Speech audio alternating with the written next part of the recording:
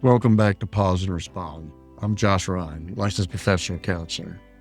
And today we're talking about something that gets misunderstood all the time, and that's brutal honesty. You've probably heard people say, I'm just telling it like it is, or I'm just being honest, or maybe people can't handle the truth. But here's the problem. Brutal honesty and mature honesty are not the same thing. Because sometimes people use honesty as a license to unload anger, to criticize, to punish, to wound. Then they call the damage honesty. But without emotional intelligence, it simply becomes cruelty. And cruelty isn't truth. It's simply just unregulated emotion. That's what we're unpacking here today. Because honesty should create clarity, not casualties. They want relief.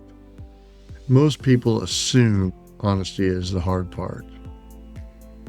But often, honesty isn't the problem. Regulation is. Because saying something while angry feels relieving. It feels powerful, maybe even justified. And in the moment, people confuse emotional release with emotional truth. But emotional relief and emotional honesty are two different things. Sometimes people don't actually want understanding. They want discharge. They want somebody else to feel what they're feeling. And so they exaggerate, they attack, they generalize, they weaponize old wounds. And afterwards they say, I was just being honest. No, you were being hurt. And hurt people often confuse emotional dumping with emotional truth. Truth can heal, but truth can also wound when it's delivered carelessly. Think about the difference between these statements. I've been feeling disconnected from you lately, versus you never care about me anymore, or I felt hurt by that conversation, versus you're selfish and impossible to talk to.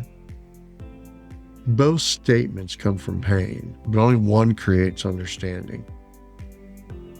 Because emotional maturity, honesty focuses on experience.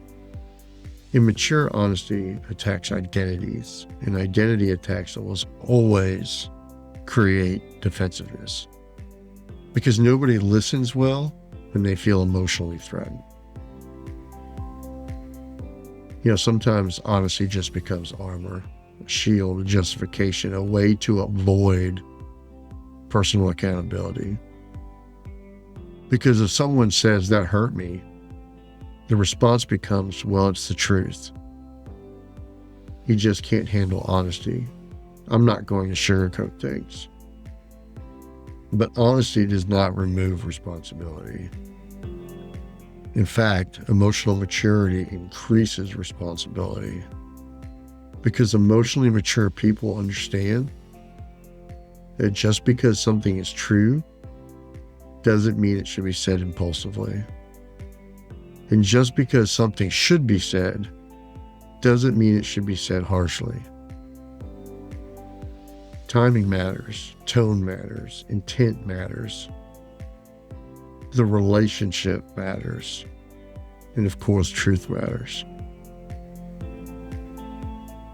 All of these things matter. Honesty should create clarity, not fear. One of the questions I often ask clients is, when people leave conversations with you, do they feel clearer or do they feel smaller? And that's an important question, because some people leave honesty conversations feeling understood, while other people leave feeling humiliated, ashamed, afraid, or emotionally unsafe. And eventually people stop bringing honesty into the relationship when truth becomes punishment. Not because they became dishonest, but because safety disappeared. Honesty grows where safety exists. Fear will always suffocate it. And relationships where people are afraid to speak honestly eventually become emotionally lonely relationships. Brutal honesty says, I'm saying this because it's true. Mature honesty says, I'm saying this because I care. Brutal honesty focuses on being right, while mature focuses on being helpful. Brutal honesty creates winners and losers. Mature honesty creates understanding. Mature honesty seeks connection. And here's what I've learned. People rarely remember your exact words, but they remember how they felt with you. Did they feel safe, respected, understood? Or did they feel attacked? Because in most relationships, continuing the connection is more important than simply winning a point. Anger creates certainty, and certainty feels powerful. That's why people often feel most honest when they're angry. But anger magnifies, it exaggerates, it overgeneralizes. It creates these situations for always and never. And that's why anger should be listened to, but not obeyed blindly. Because emotions provide information, not necessarily instruction. And emotional maturity means learning to slow down enough to separate what I'm feeling from how do I want to communicate this. Oftentimes, those are two very different questions in a relationship. Now, this is where the pause and respond framework changes everything. Because before reacting, you pause. Before speaking, you breathe. Before unloading, you seek to understand. You ask, what am I trying to accomplish? Am I trying to connect in this relationship, or am I trying to punish? Because punishment rarely creates transformation. Understanding often does. And you communicate from clarity instead of emotional overflow. And that may sound like something like, I need to tell you something difficult, but I don't want to hurt you. It might sound like, I want to explain what I experienced and not intend to attack you.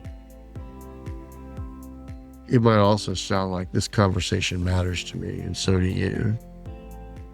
That is mature honesty. Some people think emotional strength means being tough, blunt, unfiltered, or harsh. But emotional strength is not measured by how much damage you can cause. It's measured by how much truth you can carry responsibly. Anyone can explode. Anyone can criticize. Anyone can cause emotional wounds. But not everyone can speak difficult truths with kindness. Not everyone can stay regulated, even when their emotions are high.